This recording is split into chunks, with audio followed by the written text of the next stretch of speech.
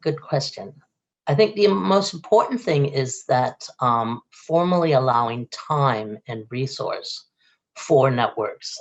With the Rainbow Network, most of us volunteer our time, and I think when employers start to recognize that networks have legitimate business purposes and add value, is when we're going to really see some headway. So another way to support networks is providing senior leadership sponsorship as a sort of champion to champion the work at that higher level, listening to the experiences of Rainbow staff, and considering how they can contribute to things like employee policy and the actual business aspects, because we bring diverse perspectives and lived experience that can add quite a bit of value.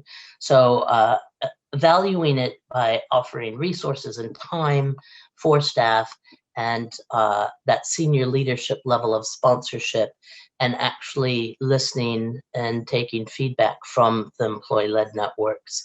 It's also very important, I think, that agencies and departments resource diversity and inclusion teams and the mahi that they do in their agency. Oh, absolutely. I think by sharing their lived experiences and perspectives, they contribute on the daily business of any agencies, but certainly also in their ability to mentor and support other diverse and so just people, so that they can feel safe and accepted at work. Having that sort of visibility really often helps people, other staff members and the workforce, to feel a part of, and that they are integral to the business.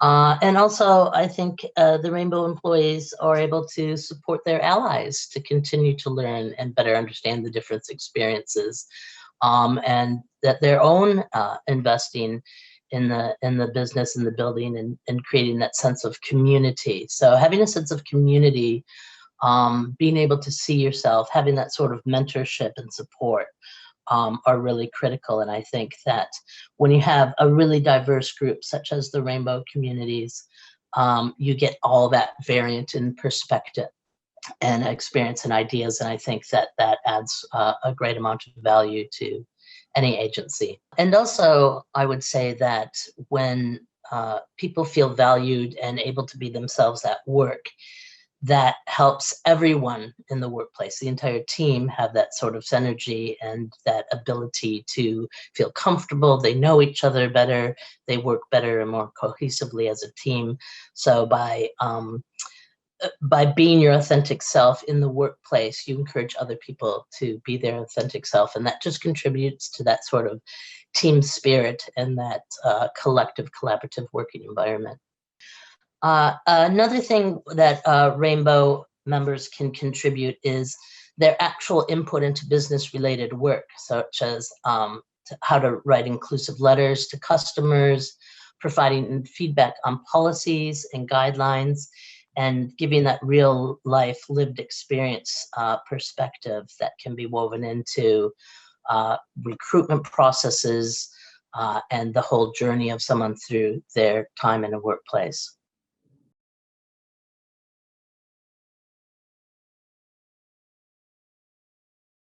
I think a really important way that staff within agencies can show support for their Rainbow colleagues is don't make assumptions. So assuming that everyone is heterosexual or restricted to a gender binary is commonplace in our society. It's embedded in our language and the way we interact. So, just by simply using neutral pronouns when referring to people, if you're not sure of what their pronouns are, don't assume that they're either in the binary male or female. Inclusive language when speaking about the people in someone's life, so not using terms like girlfriend or boyfriend or husband or wife, but rather partner. So those sort of simple language things can really make a difference. And that's both when you're speaking to someone, about someone, or in written documentation. So another really important place is to keep that language neutral and fluid. Another way to really support is sort of invest in building that community and supporting the community, going along and attending various, say, pride events, but ensuring that as an ally, you don't take over. And I say that very, very cautiously, because I think welcoming our allies in to walk alongside us is incredibly important, but acknowledging that the person with that lived experience should be the lead vocal and voice on that subject matter. And also ensuring that you have imagery. So we all want to feel included. We need to see ourselves. So that's in advertisements, that's in recruitment, adverts, those sorts of things. Show the diversity within your agency. Show the diversity within the rainbow communities, because that's quite vast as well. So gender non-binary people, transgender, lesbians, gay men, all that great diversity, as well as cultural diversity, is really important to have that imagery. Displaying rainbow iconic symbolism, such as the rainbow or trans flags, having that material in your office and in your waiting room, so that your customers also see that and feel, yes, this is a place where I can feel welcomed, where I can be recognized. I think that's really important, that sort of visual symbolism as well. It's also important in supporting the rainbow communities to create policies that support transitioning at work, that acknowledge the diversity of families in parental and bereavement leave and those sort of things, and all manners of the diverse range of that families come in.